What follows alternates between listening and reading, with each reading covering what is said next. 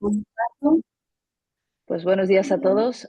Buen día a tothom. Hoy en la plataforma de formación de diagnóstico por imagen tenemos a Gemma Forcada, que es R3, casi R4 de nuestro hospital, del Hospital Dr. Josep Trueta, y nos va a hacer una presentación sobre la hemorragia subaracnoidea espontánea aguda cortical. O sea que adelante, Gemma, cuando quieras.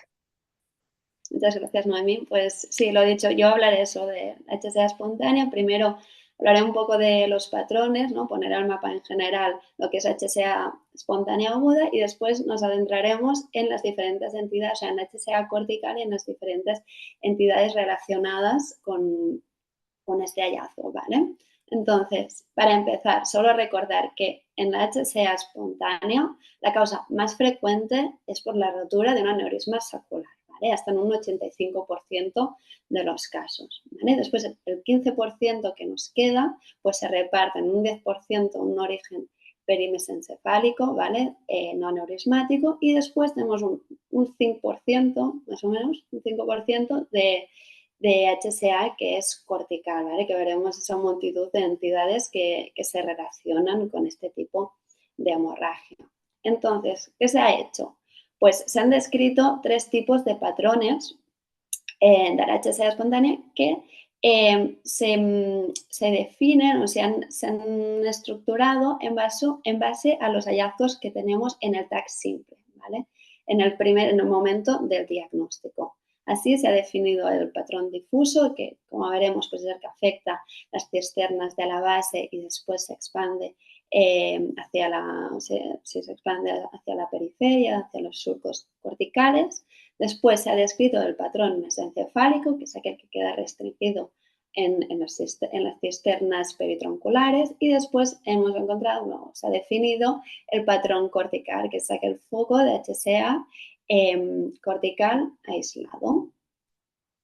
Entonces, empezando por la HSA difusa. Bueno, pues la definición, ¿no? Es cuando tenemos una ocupación hemática de las cisternas de la base con extensión difusa hacia la periferia.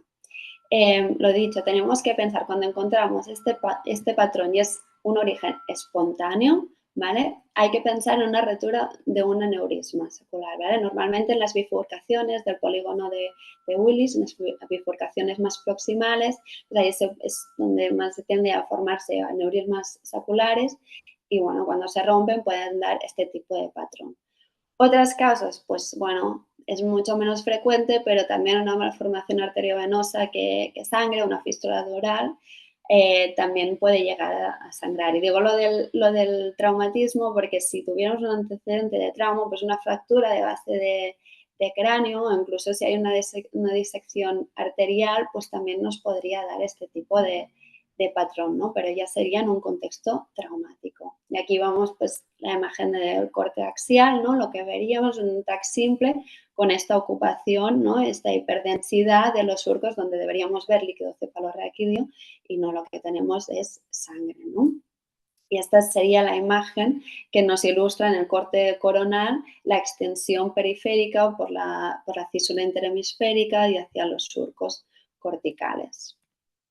Entonces, ya pasando en el HSA perimesencefálica, pues se describieron como 3 criterios para decir, vale, si estamos delante de una HSA perimesencefálica, ¿qué es? Que estén ocupadas las cisternas perimesencefálicas o prepontinas, sobre todo por la región anterior. Otro criterio es que esta extensión sea fina, pero se quede en la porción basal de la fisura silviana o interhemisférica. Si es una HSA perimesencefálica así pura, no debería extenderse hacia las porciones distales, ¿vale? Y no hay hemorragia intraventricular, sino que como mucho podemos ver un mínimo nivel hemático en las astas occipitales, pero no una hemorragia intraventricular como tal, ¿vale? Entonces, cuando se ha visto que si se cumplen estos 3 criterios, en un 95% de los casos estaremos, pues eso, delante de una HSA perimesencefálica no aneurismática, es decir, de origen idiopático, que bueno, Se había dicho que si es de un origen venoso y tal, pero bueno, realmente no está muy claro, sino que, bueno, de momento tiene la etiqueta de, hasta lo que puede revisar, tiene la etiqueta de idiopático.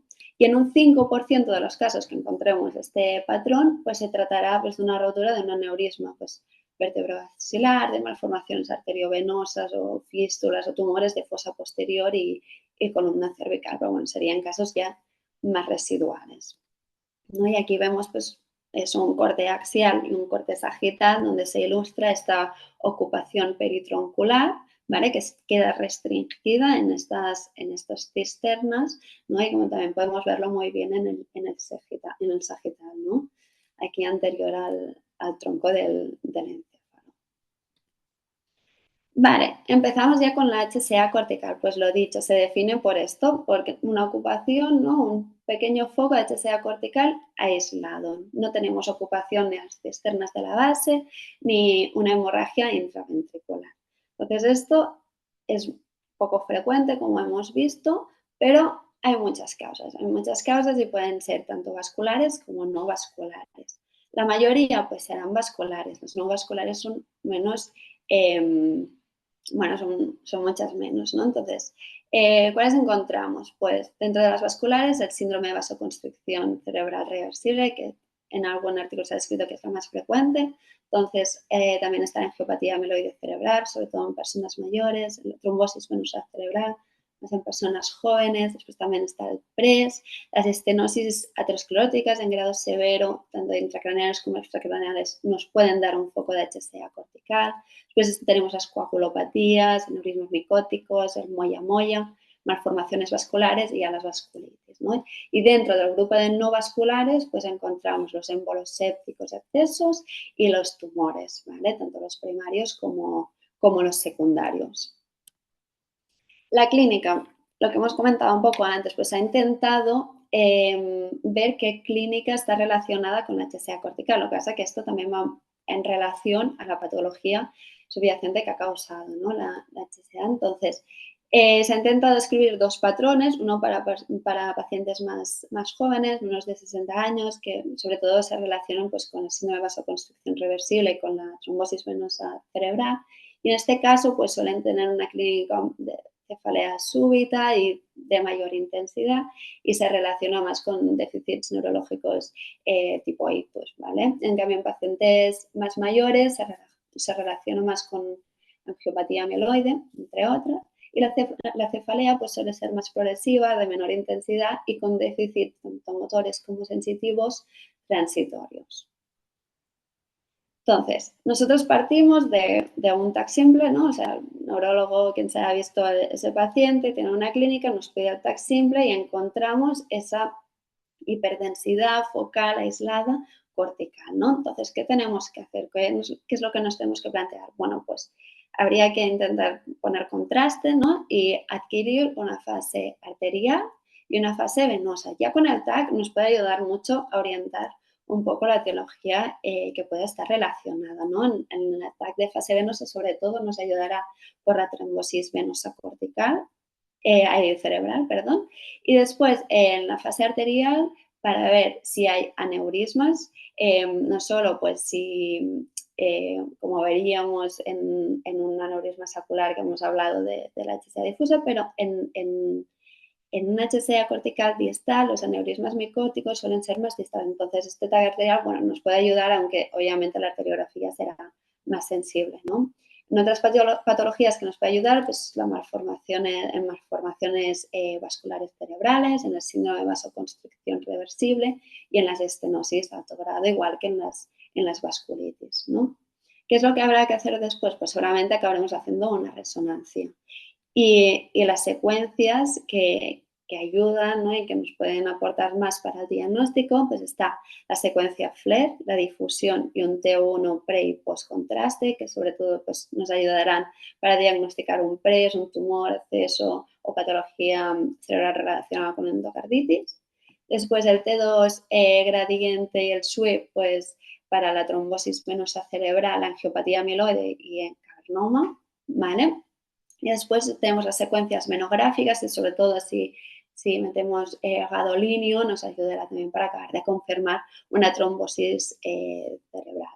¿Vale? Y después tenemos las secuencias angiográficas arteriales como el test de TOF, que igual nos ayudarán por toda esta patología que hemos nombrado, ¿no? Que podemos ya ver, intuir en el TAC en fase arterial. Y después está la arteriografía cerebral, que bueno, ya es una prueba invasiva, ¿vale? Que bueno, que sobre todo puedes ayudar en estos casos en los que no esté claro, ¿no? Y no sabemos qué es lo que está pasando o ya tenemos una intención terapéutica, por lo que, bueno, pues ya entramos en el diagnóstico bueno, y a tratar, ¿no? Pero ya sería, en principio, con un estudio no invasivo, ya en muchos casos ya podemos orientar de qué es lo que está pasando. Vale, entonces, de la resonancia suelo hablar un poquito de algunas secuencias que me parece importante para el diagnóstico de HSA cortical. Primero hablar del FLAIR, porque el FLAIR, bueno, pues es la secuencia que preferimos, ¿no? Es muy sensible, nos ayuda muchísimo, ya vamos orientados y nos ayuda tanto a detectar un HSA en fase aguda como en fase subaguda. ¿Pero qué pasa? Pues nada es perfecto, ¿no? Es muy sensible, pero no es específico y tenemos que tener en cuenta que realmente el FLAIR es muy sensible no solo para la HSA aguda, sino para la patología del espacio subaracnoideo, ¿vale? Veremos hiperintensidades, pero que pueden estar causadas por otras causas que no es una hemorragia, como por ejemplo una meningitis, una metastasis leptomeningia, melanosis leptomeningia, o si hay un paciente de estado epiléptico, pues puede pasar, pero también otras que nos pueden confundir y que realmente no es patológico, sino que si el paciente lleva oxígeno suplementario, pues podemos ver un foco de hiperintensidad en el FLAIR, incluso si se le ha dado anestésicos intravenosos, si previamente se le ha administrado contraste endovenoso tanto yodado como gadolinio o también por artefacto, ¿no? Si es un punto en el que el líquido cefalorraquídeo tiene un aumento de velocidad, pues ahí puede que nos prima bien y lo veamos como este foco hiperintenso. Entonces, ¿qué nos puede ayudar? Aparte de las otras secuencias que ahora veremos, pues lo que nos puede ayudar es la difusión, ¿no? Porque la difusión podemos ver alteraciones del parénquima. Entonces, al ver que hay otra patología relacionada, como que nos refuerza que ese hallazgo en el FLAIR es real, ¿no? Si lo otro es normal, pues bueno, habrá que mirar el resto de secuencias, pero ya hay que sospechar un poco más.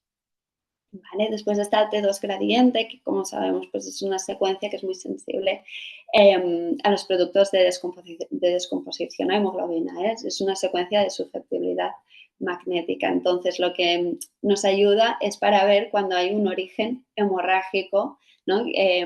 Subyacente a la patología y nos ayudará muchísimo a detectar sangrados previos, tanto intraparenquimatosos como corticales. Entonces, esta secuencia es menos sensible que el FLAIR, ¿vale? La que primero nos guiará a pensar pues, que ha habido un foco de HSA es la secuencia FLAIR, pero bueno, esta secuencia está de apoyo, ¿no? Siendo menos sensible que el FLAIR para HSA aguda, sobre todo, o sea, hablando de la aguda.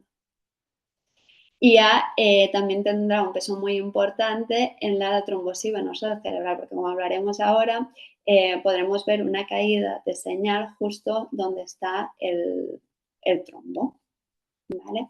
Y ya para acabar la secuencia SWI, que esta es una secuencia relativamente nueva comparada con las otras, y lo que se basa es en las diferencias de susceptibilidad entre tejidos, ¿vale? Entonces será muy sensible a todas esas sustancias paramagnéticas y a las venas y por lo tanto será muy útil para detectar microsangrados y hemosiderosis cortical. Entonces, empezando ya con las múltiples etiologías que se relacionan con la HSA cortical. Empezaremos por la trombosis venosa cerebral. En esta, pues como sabemos, se produce típicamente en mujeres jóvenes que tienen una clínica pues muy variada, que realmente no es muy indicativo, ¿no? de lo que está pasando. Entonces, en este caso, la imagen es muy importante, ¿no? Suelen cursar con síntomas neurológicos focales o generalizados y también pueden presentar síntomas de hipertensión intracraneal. Entonces, en estos casos, hasta un 50% de los pacientes van a presentar alteraciones parenquimatosas, ¿vale? Que consisten en edema cortical o subcortical y que se puede asociar o no con con hemorragia, ¿no? Entre las cuales estas lesiones hemorrágicas pues puede ser que dentro de la alteración parenquimatosa haya una hemorragia y aparte puede ser que dé un foco de HSA cortical, ¿vale? Se relaciona tanto con la trombosis dural como con la trombosis cortical. ¿Cómo lo veremos? Pues sobre todo el TAC en fase venosa ya nos va a ayudar muchísimo. Sobre todo es muy sensible cuando hay una trombosis de los senos durales. Las trombosis de venas corticales, pues bueno, hay que ir a buscarlo más, es más complicado, ¿no? Porque como quedan justo debajo de la calota, pues bueno, hay que buscarlo, pero sobre todo es muy sensible para esto, para las trombosis durales. Y después tenemos la reso, que nos ayudará muchísimo, sobre todo en fase aguda, el T2 gradiente, porque lo que veremos es que el trombo es eso, vemos un foco de caída del señal, ¿vale? Y esta secuencia es especialmente útil en la fase aguda porque en el T1 y el T2, si el trombo es muy agudo, no vamos a ver alteraciones de la señal, ¿vale? En fase subaguda sí que el trombo se ve hiperintenso, pero en la fase aguda no, ¿vale? Y después tenemos las secuencias venográficas que sobre todo si le damos, administramos gadolinio, pues aún serán más sensibles y nos ayudarán a acabar de diagnosticar la trombosis. ¿Vale? Aquí tenemos un caso que vimos en nuestro centro, que era una chica joven de 40 años que acudió por cefalea más o menos intensa y bueno, le hicimos este TAC, empezamos por un TAC, que es lo que vemos en las imágenes A y B. Las dos son cortes coronales, lo que ya llama la atención en el TAC simple, ¿no? Esta vena en la convexidad parietal superior izquierda, ¿no? Vemos esta vena cortical que está muy ingurgitada y que está hiperdensa, ¿no? Esto no es una vena normal. Y al administrar contraste es muy sutil, pero si nos fijamos, esta vena tiene un defecto de repleción, ¿no? Comparando con el seno que tenemos al lado, seno longitudinal superior, pues este está bien replecionado, en cambio la vena tiene un defecto de repleción secundario a un trombo, ¿no? Posteriormente se hizo el TAC, tenemos un T1, un T2 gradiente, un FLE, en el que tenemos dos hallazgos importantes, ¿no? Por un lado vemos el trombo, tenemos varios trombos corticales, de venas corticales que se ven hiperintensas en T1, en el T2 gradiente vemos la caída de señal y además, si nos fijamos en el FLE, aquí tenemos una hiperintensidad de la señal, que bueno, quedado así un poco raro, pero que después lo podemos confirmar con la caída de señal del T2 gradiente, que se trataba de una HSA cortical ligada a la trombosis cortical.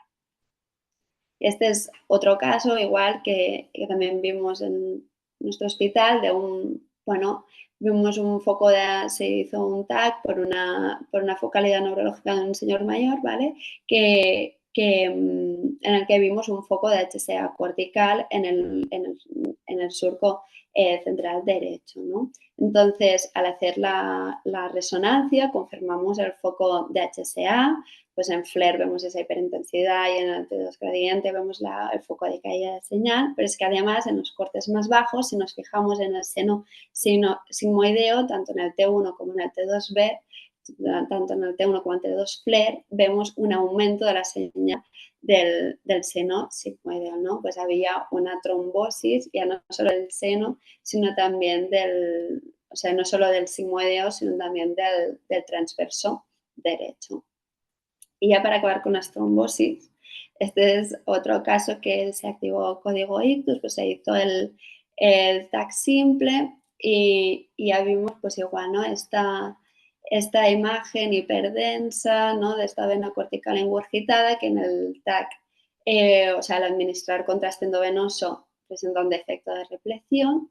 Y al hacer la resonancia, pues en el T2 gradiente vemos este foco de caída de señal y en el T1 una hiperintensidad, ¿no? O sea, pues lo que estamos viendo es el trombo, pero es que además asociaba, ya se veía en el TAC simple, una lesión hemorrágica yuxtacortical en el giro central derecho, ¿vale? Que en la resonancia lo que se veía es que se trataba de una lesión hemorrágica que alrededor presentaba como un área de hiperintensidad Y además, aquí no se ve bien, pero sí que había una mínima ocupación hiperintensa en el surco con la caída de señal, pues había un foco de HSA. Entonces, en global teníamos una trombosis que había hecho un supuesto infarto venoso con una lesión hemorrágica y un foco de HSA. Entonces, otra entidad a tener en cuenta, ya dejando la trombosis, ¿no? Son las coagulopatías. Realmente un paciente que tiene, bueno, está anticoagulado o que tiene alteraciones de la coagulación, por lo que sea, porque está en shock séptico, lo que sea, pues puede cursar con un foco de HSA cortical como el que vemos en este ejemplo, ¿no? En este caso en concreto era un paciente que tenía un shock séptico de origen genitourinario, entonces, bueno, se le hizo primero un TAC en el que ya se vio este foco de HSA frontal izquierdo, y en la HSA, ahí en la resonancia, ya confirmamos que realmente, pues sí, era real esta hiperdensidad que veíamos en el TAC y que se trataba de esto de enfoque de HSA, y mirando la historia y revisando pues, las posibles etiologías, pues al final se concluyó que era secundario a la plaquetopenia que tenía. Después están las malformaciones vasculares. Bueno, las malformaciones vasculares, pues típicamente lo que hacen, ¿no? es un ictus hemorrágico, ¿no? Sangran y nos dan, pues bueno, la típica hemorragia intraparenquimatosa o intraventricular. Sobre todo dentro de las malformaciones vasculares, esto lo hacen las MAPS, ¿no? Las musculares tibiales y también los cavernomas.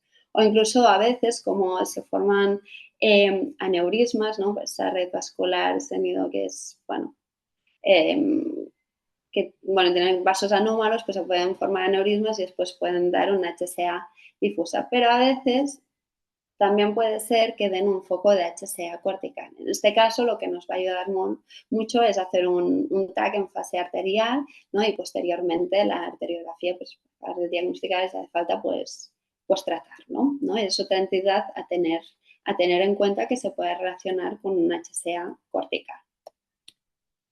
Y aquí tenemos un ejemplo que vimos hace mucho tiempo, en el que igual pues era una chica relativamente joven, pues que se hizo un TAC con una focalidad neurológica así un poco, bueno, dudosa, y al final lo que se vio en el TAC simple, es este foco de HSA en el frontal derecha, ¿no? Y al administrar contraste lo que se vio es que realmente subyacente había un desarrollo anómalo venoso, que realmente no es una malformación vascular que haga focos de HSA, pero bueno, justo es un caso raro que vimos que, bueno, pues como hemos visto, pues sí, a veces las malformaciones vasculares pues pueden sangrar y darnos estos pequeños focos.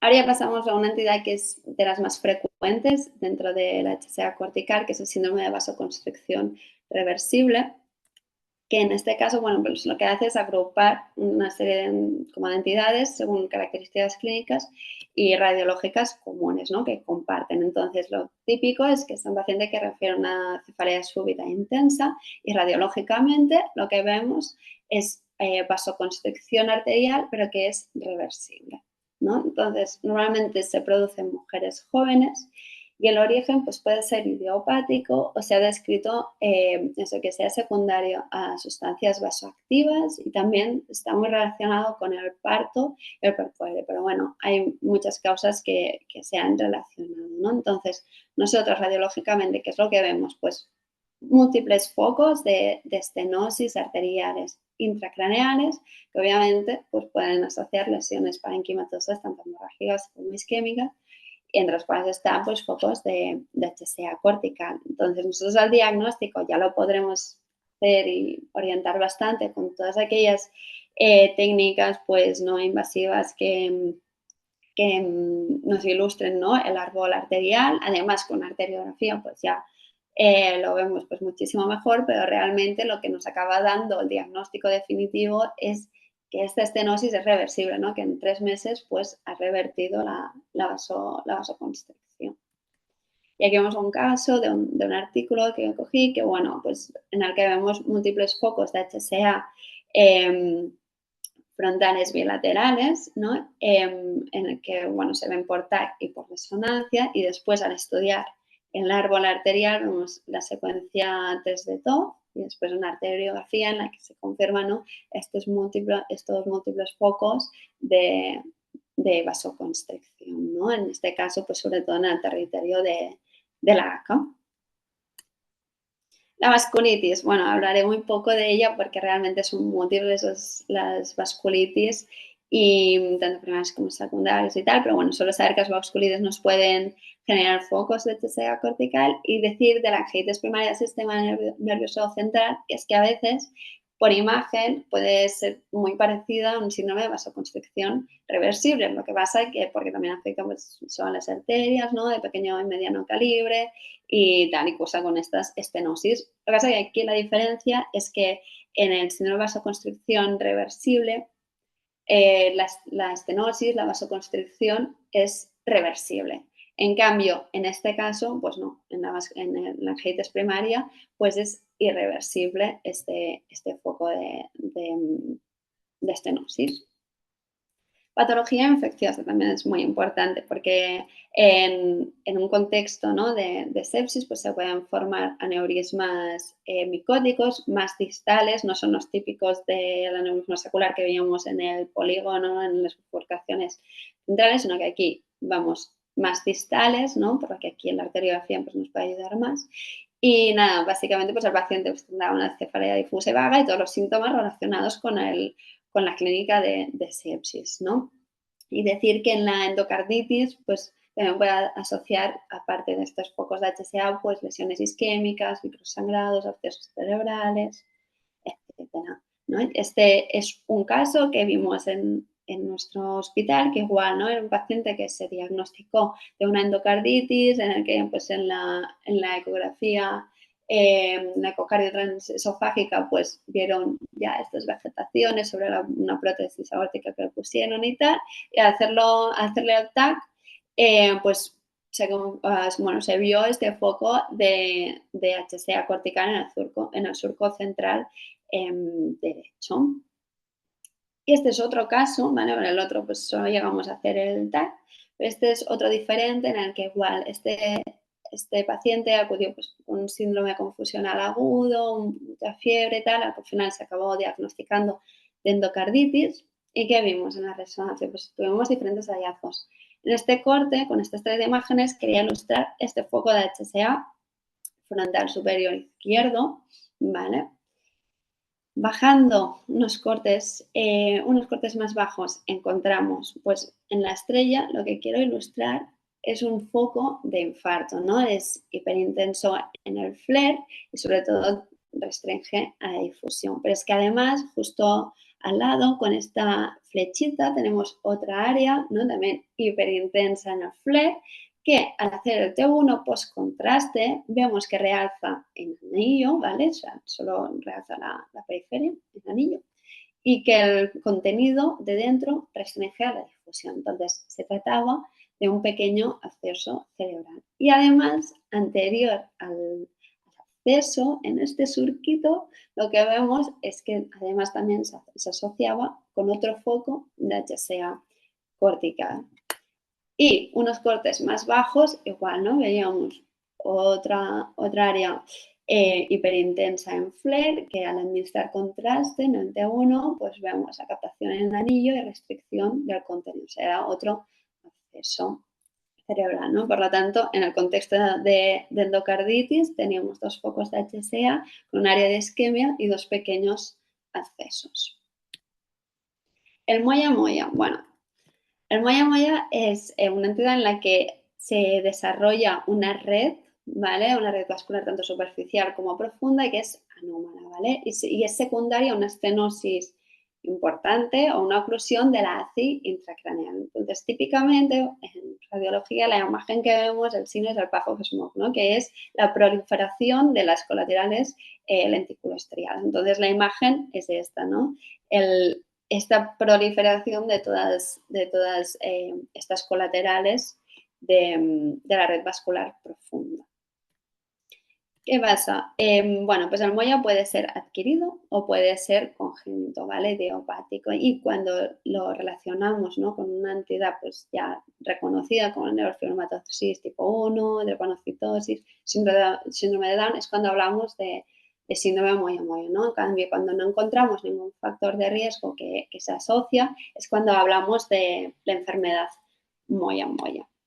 Y bueno, básicamente los pacientes pues, pueden acudir con cefaleas, síntomas tipo perfusión, AIT, plus e ictus, y a veces pueden mostrar lesiones tanto isquémicas como hemorrágicas.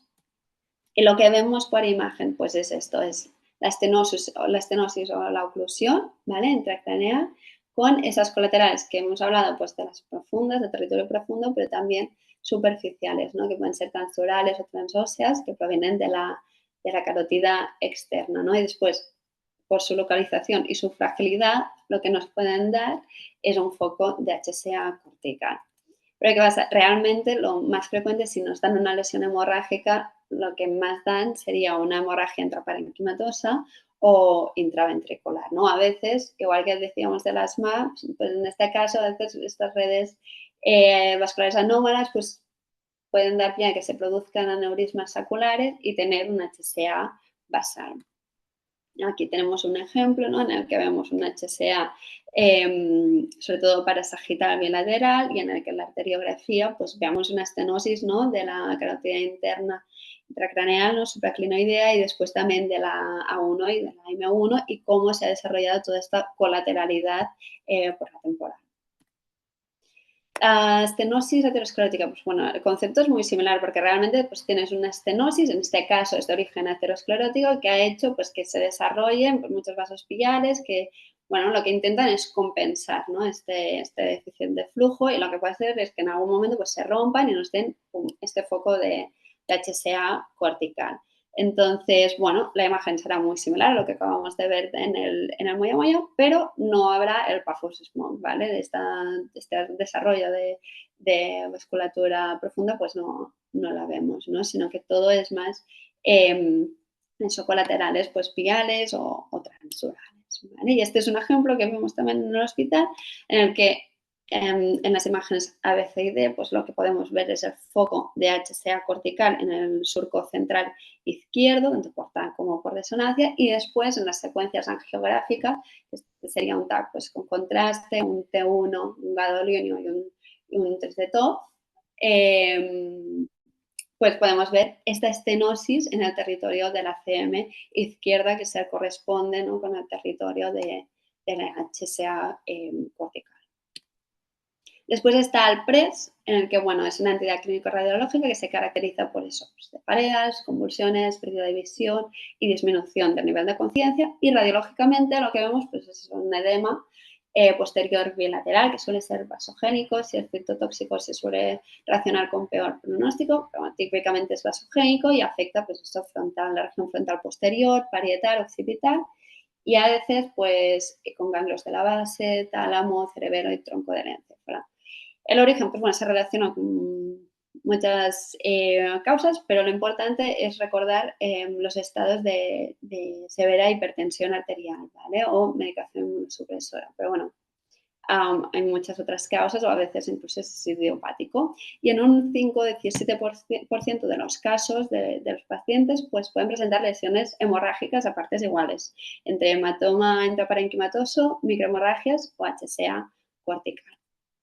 ¿Vale? Este es otro ejemplo que viene en un artículo en el que, bueno, pues podemos ver en el FER pues estos focos de HSA cortical frontal izquierda y además focos de como edema parietal, ipsilateral y también en el cerebelo bilateral. Además, el contexto decía que era una mujer que estaba en Francia, bueno, como que ya legaba mucho el contexto clínico, ¿no? Y ya pasando a la angiopatía amiloide, que es pues, una entidad frecuente, sobre todo en personas mayores, que siempre hay que pensarlo, ¿no?, en pacientes mayores de 60 años, pues que se trata de angiopatía degenerativa, ¿vale? Se caracteriza por un depósito del péptido beta amiloide en la pared de las arterias corticales y meningias. Y después, clínicamente, pues bueno, puede ser asintomática, en muchos casos es asintomática. A veces nos puede dar síntomas porque sangra y causa una hemorragia lobar o cerebelosa, entonces toda la clínica ligada a esa hemorragia.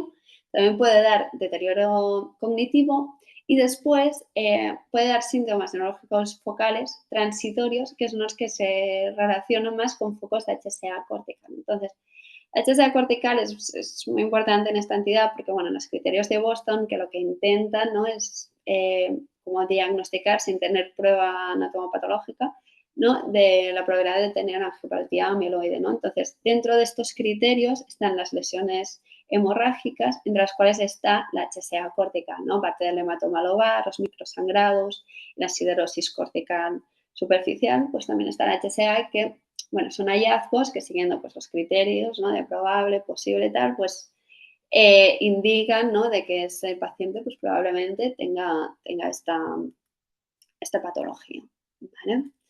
Y aquí vemos un ejemplo, ¿no?, en el que en el TAC lo que llama la atención es este foco de HSA cortical frontal izquierdo y después en la resonancia pues vemos que aparte de este sangrado pues ha habido muchos sangrados previos, ¿no? Vemos esta siderosis cortical múltiples sitios, vemos focos de microsangrado múltiples, esta hemorragia temporal izquierda, ¿no? Y igual, y este fue más tarde otro foco de HSA parietal izquierda.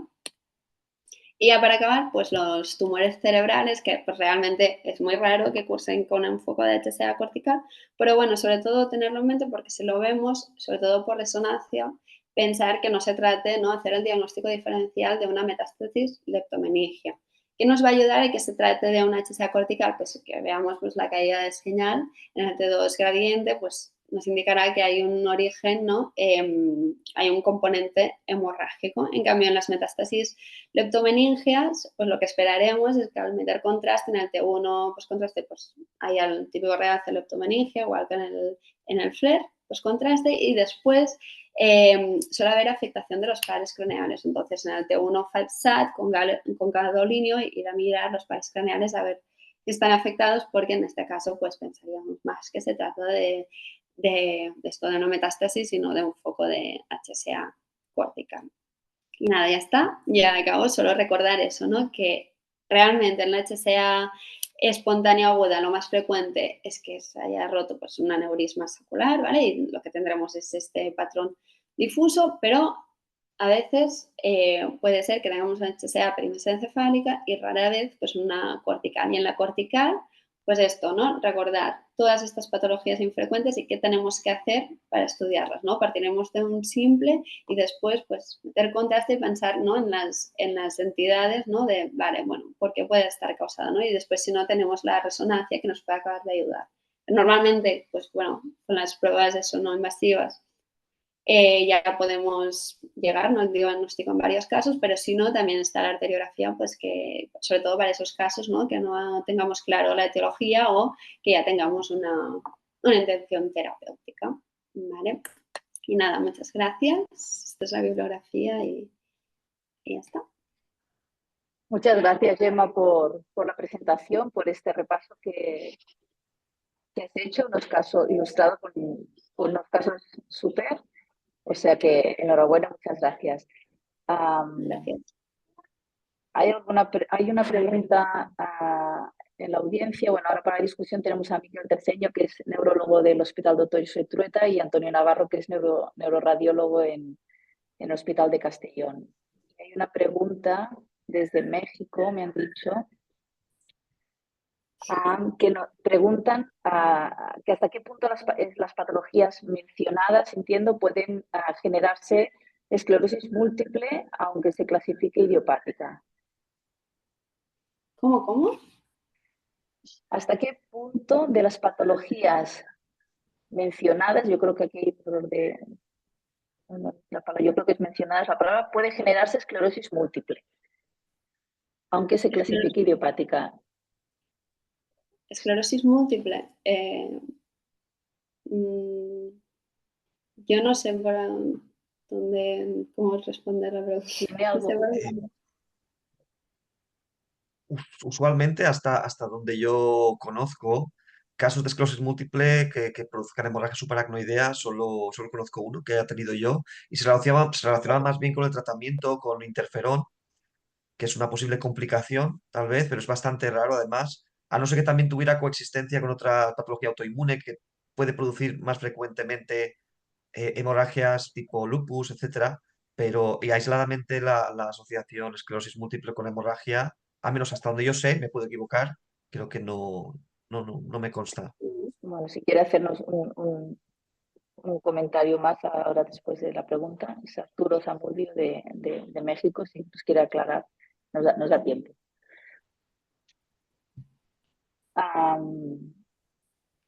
Yo, bueno, mientras a ver si sale alguna otra pregunta, algún otro comentario, yo, desde el punto de vista práctico, os quería preguntar si es un caso, como a veces un poco sutil y en el día a día, ¿no? Pues no lo ves en máquina y lo ves a posteriori y luego en la estación de trabajo, ¿vale la pena hacerle, volver a movilizar al paciente para hacer un angiotac en fase arterial y venosa, entiendo? O podemos esperar a hacer la resonancia, ¿no? Porque veo que casi todos los casos acaban un poco con un estudio con resonancia para ver un poco la causa. ¿Vale la pena? O depende un poco del estado del paciente. Si el paciente está bien no parece que tenga que actuarse de forma inmediata, puede esperarse a hacer la resonancia. Yo creo, hasta donde yo sé, que a ver, haciendo la resonancia realmente ya vas un paso más. Es decir, si lo ves en máquina, pues ya sí, ¿no? Le metes el contraste y ya lo tienes allá. Yo creo que si hay que movilizarlo realmente, pues la resonancia te puede llegar más allá y creo que ya no hace falta bajarlo solo para poner contrastes, sino que yo creo, en lo que diría es que no puedes esperar ya a hacer la resonancia y empezar el estudio etiológico desde este punto, ¿no? Ya acabas de confirmar de que realmente se trata de un foco de HSA y después, pues, si podemos ya diagnosticar la causa con la resonancia, yo creo. Yo creo que depende. Yo pondré un asterisco, depende de la sospecha, ¿no? Por ejemplo, se me ocurre la trombosis venosa cerebral, Sí, ¿no? sí. Evidentemente, si son hallazgos que te orientan, ¿no? Que hacen sospechar o que puede haber una MAF debajo, no hay discusión. Sí. Pero en los pequeños Bueno, focos estos así. o también de la No, me celeridad. refiero. Que te he cortado, sí, Miquel, te he cortado. Sí. No, me refería a un pequeño foco de HSA que, como decía Gemma en la presentación, lo he explicado muy bien, puede ser debido a una trombosis venosa cortical muy pequeñita que puede pasar desapercibida. Yo creo que estos pacientes, ¿no? Que sí que cambia el manejo médico y que hay que anticoagularlos lo antes posible, claro, dependiendo de lo que tardemos en hacer la resonancia, ¿no? Si la tenemos disponible las 24 horas, quizás pues no hace falta volver a repetir el estudio por TAC, pero si cae fin de semana o por el motivo que sea pensamos que se puede dilatar, hombre, yo creo que es una prueba que haría cambiar el tratamiento en la fase aguda. Se me ocurre Sí, este caso, ¿eh? No sé si hay alguno más. sí, totalmente es eso. O sea, si te cambia en ese momento, pues obviamente por tema logístico y de disponibilidad, pues la resonancia normalmente no puedes hacer tan rápido. Y claro, pues si lo bajas e intentas ya ver, ¿no? la trombosis y ya lo descartas o lo confirmas con el taxi. Sí, en este caso, totalmente. Sí. Y, y siempre se tiene que hacer la resonancia porque, ¿no? En función del contexto clínico, ¿no? Como hay muchas entidades, si por el contexto clínico y los hallazgos que vemos en el TAC queda un poco, ¿no? Yo qué sé, pues, lo de la endocarditis, ¿no? Y ves que es atribuible y que liga todo, hay que hacer la resonancia siempre para ver si hay algo más. O hay casos que podemos decir, bueno, esto puede ser así, o una coagulopatía, yo qué sé, ¿no? Si el contexto y todo va a favor. No sé, yo creo que es cuestión un poco de hablar con los clínicos, ¿no? Con quien está a cargo del paciente y un poco, ¿no? Conjuntamente enfocar el caso y ver si realmente pues la resonancia nos va a aportar más para el manejo o no. O sea, realmente creo que hay que individualizar porque es eso, como tenemos tantas entidades, pues depende de cómo esté orientado el caso y realmente pues cómo vaya a cambiar eso para el manejo y tratamiento de eso, del paciente. O sea, creo que lo mejor es hablar con eso, con los clínicos y ponerse de acuerdo y ya está. Víctor, Antonio, ¿qué te parece? Sí, sí, coincido en eso. Muchas veces la decisión se toma en base a la disponibilidad de la técnica, en base a otros criterios, ¿no? Hacia lo burocrático administrativo, hacia los protocolos que hay en el propio hospital, ¿no? Puede ayudar lo que vemos también en el TAC para sospechar una etiología concreta, ¿no? Que nos va a orientar con más fuerza o no hacia otras técnicas, pero fundamentalmente la resonancia. Pero al fin y al cabo eso es muy importante que tenerlo en cuenta en la medicina de hoy en día. Es importante. Muchas gracias. Hay otra pregunta desde Perú, que hace referencia a un caso del New England, me parece. Bueno, explica un poco aquí. Pregunta en qué tiempo en vuestra experiencia, en qué tiempo puede aparecer alguna alteración de ser el síndrome de vasoconstricción reversible y en cuánto tiempo tiende a normalizar. O sea, En la resonancia, entiendo, porque explica de un caso, ¿no?, que se presentó con HSA y luego fue diagnosticado, pero llamaba la atención el tiempo en que salió positiva el TAC. O sea, normalizar, lo que yo he leído es que sea unos 3 meses para resolver la vasoconstricción. Pero lo de aparecer, no sé, no entiendo.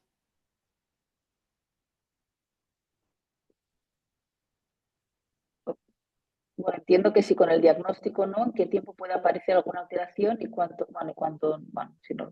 tiende a Claro, o sea, tú normalizar? cuando Bueno, lo pues, diagnosticas, de eso ya ves la vasoconstricción, que después puede asociar pues, las lesiones y tal y cual, depende del caso, ¿no? Y después, una vez diagnosticadas las vasoconstricciones por técnicas geográficas, invasivas o no invasivas, lo que sea, tú das unos 3 meses para que se normalice el calibre. Pero claro, si no se normaliza ya no es. no es reversible. Exacto. Perfecto. Bueno, espero que hayamos contestado su pregunta. Si no, bueno, todavía le damos minutos por si quieren añadir alguna cosa más. Si no, mientras tanto, como no hay más preguntas, Víctor, si quieres ir haciendo las conclusiones, nos quedan 4 minutos. Sí, gracias, Noemí. No sé si queríais añadir también algo más, Miquel o Antonio. Yo sí, si me permitís, muy rápidamente, sí. Primero felicitarte, Gemma, por la presentación. Creo que has hecho un resumen en poco tiempo excelente de todas las posibles causas de HSA cortical. Y quería hacer un comentario y una pregunta, a ver qué propondrías. El comentario es darle importancia a una entidad que has descrito, que es la estenosis intracraneal de alto grado, que a veces no pensamos en ella, pensamos como en dos fenómenos diferentes, la HSA cortical y a centímetros de distancia esa estenosis, pero que, como has explicado muy bien, pueden tener en muchos casos relación y no son dos entidades diferentes, sino que una es consecuencia de la otra. Entonces, yo creo que tenemos que pensar activamente en correlación a estos hallazgos cuando los vemos. Y luego la pregunta, ya sé que es difícil y hay que, como siempre en medicina, individualizar, pero si se te ocurre algún protocolo, a protocolizar la forma de trabajar en agudo con la adquisición de TAC y angioTAC ante el hallazgo de una HSA cortical. Si te ocurre alguna manera de hacer algún algoritmo o un protocolo de actuación. Pues así de pronto, no sé. Pero, o sea, ¿te refieres a un protocolo radiológico nuestro de...? Me Sí, refiero a a ver, hacer angioTAC. En caso de que no encuentre nada, pues sigo el estudio con una fase venosa. Si has encontrado sí, algo, si piensas que tiene sentido. sí, yo creo que en ese momento ya habría que poner contraste y disparar en arterial y en venoso. En ese momento, porque es que creo que ya te puede ayudar mucho. Después ya está indicado, ya complementas con la resonancia, pero sí, tú estás ya ahí en máquina, por lo que dices, ¿no? Porque, por ejemplo, si se trata de una trombosis, ¿no? Pues si tú ya lo puedes diagnosticar en ese momento, pues tienes menos riesgo pues que esa persona acabe desarrollando pues una lesión parenquimatosa, ¿no? Con el infarto venoso que hemos visto, ¿no? O sea, si puedes diagnosticar antes, creo que no cuesta nada en ese momento, ya le pones contraste arterial venoso y ya está, y creo que ya te ayuda mucho a avanzar. Sí. Muchas gracias. Os interrumpo un momento porque de la pregunta que de la última pregunta que hablábamos de los tiempos, ¿no? Especifica que al principio sale normal el angiotac debido al patrón de inicio distal, dice, y que allí ven muchas veces que al principio sale normal y que después se observa alguna alteración dentro de la semana. Supongo que hace referencia si hay que hacer algún control o hay que seguir buscando. Bueno, yo creo que, o sea, yo lo que leí de los controles es que realmente lo puedes hacer con la técnica que quieres. Incluso decía de la eco transcraneal, que lo veo más difícil, sobre todo por la afectación distal, ¿no? Pero bueno, que tú puedes, no decía cada cuánto tienes que hacer controles, pero sí que, bueno, ir haciéndolos. Supongo que lo tienes que pactar y con cualquier técnica que te permita ver bien las arterias. Claro, es verdad que si tú tienes una afectación muy distal, pues, por ejemplo, ¿no? El eco transcraneal pues te ayudará menos, ¿no? La arterio, lo que te irá mejor será la arterio cerebral invasiva, ¿no? Porque es lo que podrás evaluar mejor las ramas distales. Pero bueno, yo creo que lo suyo es ir siguiendo con la técnica que tengas más disponible en tu centro, que puedas ligarlo mejor y que te permite evaluarlo bien, ¿no? Pero no te decía tienes que hacer un control con tal técnica, no, sino con cualquiera en la que tú veas bien la alteración. Y no te ponía timings tampoco, lo que yo he leído, ¿eh? Muy bien, gracias, Gemma.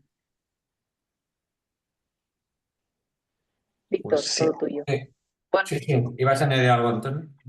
Sí, sí, quería hacer alguna preguntita, pero bueno, lo que haya tiempo, va a ser Sí, muy, sí, adelante, sí, adelante, sí. quedan muy 2 minutos. rápido, ¿eh? Mm. Me quería sumar a Miquel también para felicitar a Gemma por la presentación. No me quería ir sin decir eso también. Ha sido muy, muy completa y muy visual, la cosa que siempre agradecemos todos. Y bueno, básicamente en cuanto a protocolo, sí que me gustaría preguntar, una pregunta dirigida a Gemma, pero también extensible al resto de compañeros, el tema un poquito a veces del gradiente y el sweep, ¿no? Que cuándo hacer uno, cuándo hacer el otro, ¿no? Si hacer siempre el sweep porque es más sensible, ¿no? Como has comentado también. Si hacer gradiente y el sweep a demanda, ¿qué es lo que la receta que un poco recomiendas? Bueno, nosotros es que, no, o sea, nosotros tenemos el T2 gradiente y tenemos una secuencia que es el Bembot, no tenemos como tal, sí. Bueno, en otra máquina sí, pero en el Troeta propiamente no lo tenemos, ¿no? Entonces, bueno, yo creo que, claro, tienes que, o sea, depende de los recursos que tengas, realmente con el T2 gradiente pues lo ves bien, pero bueno, sí que es más sensible el SWI, claro, si lo tienes, pues yo probablemente lo utilizaría, ¿no? Si se ha visto que, ¿no? Si lo tienes a mano, pues mejor, porque pues, podrás trabajar mejor, pero bueno, con el T2 gradiente bien vas bien, al final es una mejora que ya no solo te ayuda en la HSA, ¿no? También en otras entidades y puedes sacar mucho rendimiento, pero bueno, no sé, aprovechar lo que tengas un poco. Nosotros lo tenemos, lo que pasa es que siempre viene el problema un poquito con el tiempo de máquina, al ser más larga la secuencia, etcétera, pero así todo sí que, yo por ejemplo, sí que lo añado casi siempre en mis protocolos, a no ser que el paciente se mueva mucho, o sea, más difícil. Claro, es que yo creo que, bueno, no sé, Ujú. pero tienes, hay que aprovecharlo, ¿no? Claro. Muy bien, pues nada, yo ya para concluir, que ahora sí que ya estamos fuera de tiempo, quería agradeceros a Antonio, a Miquel y a Noemí vuestra participación y sobre todo dar la enhorabuena a Gemma por la excelente presentación. Al final solemos hacer como un resumen, pero yo básicamente lo que resumiría es, bueno, pues el hecho de que hay que estar atento, que puede ser un hallazgo incidental, sutil en pacientes con una clínica relativamente inespecífica y que puede haber una variedad importante de patología subyacente debajo, hay que intentar hacer el diagnóstico diferencial y por eso hay que estar atentos. Si vemos algún pequeño foco de HSA espontáneo cortical, como decía Gemma y como también habéis comentado el resto de expertos, intentar, bueno, no intentar hacerlo, hacer el angio arterial en el TAC y la venosa para intentar llegar al diagnóstico, que a veces es posible con el TAC, pero si no, después lo complementaremos con la RESO y en algunos casos que no sea suficiente y con el catálogo ni con la reso, pues nos queda la arteriografía, que la reservaremos más para fines terapéuticos, pero en algunos casos también nos puede llegar ayudar para el diagnóstico y diferenciar este amplio algoritmo, este amplio diagnóstico diferencial que tiene implicaciones terapéuticas importantes. No es lo mismo que sea de causa tumoral que no tumoral, y dentro de las vasculares, pues todas las causas que ha enseñado muy bien Gemma. Sin más, yo creo que ha sido una excelente sesión y nada, no sé si queréis añadir algo más, aparte de este mini resumen final. Si no, pues os esperamos todos en la sesión de mañana. Que vaya bien y que paséis un buen día. Gracias a todos. Chao. Gracias. Gracias. Muchas gracias. Hasta luego.